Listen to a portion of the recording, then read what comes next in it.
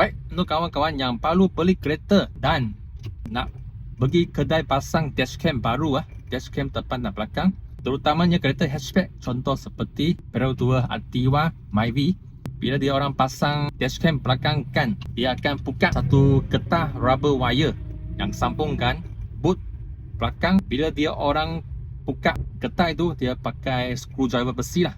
Kalau orang tu tidak profesional, dia akan rosakkan cat batang kereta. Saya jumpa satu Facebook posting seorang pemilik Perodua Altiva. Dia tanya kenapa Altiva dia sudah karat.